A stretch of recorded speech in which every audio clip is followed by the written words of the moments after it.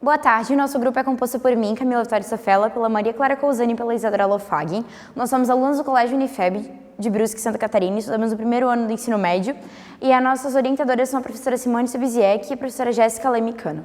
O nosso trabalho é o Desastre sobre Trilhos, uma análise científica do descarrilamento em Ohio.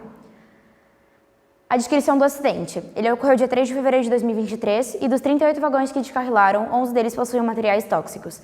A área de 1 milha foi evacuada e o cloreto de vinila foi incinerado, ou queimado, no dia 5. O tempo de evacuação foi do dia 6 ao dia 8 e depois a população voltou às suas atividades normais. 5 mil moradores da área foram evacuados e formou-se uma nuvem de fumaça com raio de 1,7 mil quilômetros e havia cloreto de vinila e cloreto de butila nos vagões tanque. A introdução. Nossos objetivos são explorar as principais causas e consequências do acidente, bem como seus impactos, e o acidente envolve aspectos econômicos, físicos e químicos e engloba problemas sociais e econômicos. A Norfolk Southern, que foi a empresa do trem, ela tem um vasto histórico de descarrilamentos por conta da falta de segurança e da liberação de substâncias perigosas. A nossa metodologia. Nós utilizamos a pesquisa bibliográfica e documental a partir de relatórios da NTSB, EPA e a da Norfolk Southern. E fizemos também uma entrevista com o proprietário da empresa Brasil Ferroviária, o Lucas Evaristo, que nos ajudou bastante também.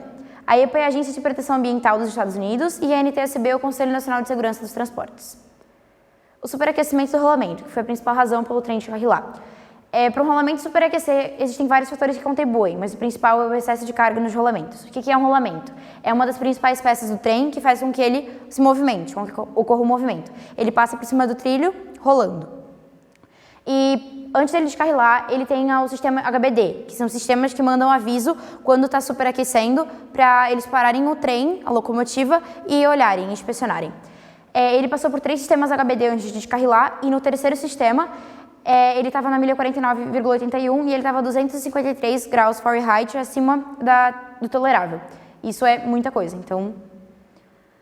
E o detector de defeito de via, esses dispositivos eles são inseridos ao longo dos trilhos e tem por objetivo verificar as condições do trajeto no qual o trem irá percorrer. E o Lucas Evaristo, ele foi quem contribuiu com a descrição do sistema HBD, explicando um pouco mais pra gente sobre isso. E o maquinista do trem, que descarrilou, ele falou em uma entrevista que não recebeu nenhum alerta dos sistemas HBD. A gente fez uma análise da economia da empresa, onde a gente pode analisar as finanças da empresa no ano 2020, na pandemia, o ano pré-pandemia e o ano pós-pandemia. É possível analisar que a pandemia ela afetou negativamente a empresa e eles tiveram que demitir muitos funcionários durante esse período, né, por causa da diminuição no volume do mercado e para que todos pudessem trabalhar de forma segura. Em 2021, esses números já voltaram a crescer. A gente fez um cálculo para ver mais ou menos quanto preço que tinha de cloreto de vinila dentro do trem. A gente pegou o volume de um galão tanque, de um galão americano e a densidade de cloreto de vinila para descobrir a massa de um galão com cloreto de vinila. Depois a gente pegou uma tonelada e dividiu por esse valor para ver quantos galões mais ou menos teriam que ter para ter uma tonelada de cloreto de vinila. Depois a gente pegou a quantidade total de galões e dividiu por esse número e descobrimos que tinha mais ou menos 390 toneladas de cloreto de vinila no trem. Depois a gente multiplicou por $3.500, que é o preço de uma tonelada de cloreto de vinila, e passamos esse número para reais, com a cota do dólar no dia 17 de março de 2023, o que deu um pouco mais de 7 milhões de reais. Segundo um relatório oficial da NTSB, as tampas protetoras que abrigavam os vagões-tanque com cloreto de vinila derreteram e entraram em contato com o PRD, que poderia ter comprometido a sua função. Segundo a gente precisa entender um pouco sobre como ele funciona. Os PRDs, basicamente, são dispositivos de alívio de pressão que têm justamente a função de liberar a pressão dentro do vagão-tanque a partir da liberação da substância. Então, o obturador é o que faz essa função. Então, se o fluido entrar com maior pressão dentro da mola do obturador, ele vai abrir e vai permitir a passagem desse fluido, para assim não aumentar a temperatura dentro do vagão-tanque, para não aumentar a pressão. O alumínio das tampas protetoras. Segundo um relatório, o alumínio não é compatível com o PRD. Então, como o alumínio não é compatível com o PRD, ele provavelmente afetou o vagão-tanque, porque ele passou por um processo de aquecimento. E esse foi o principal fator.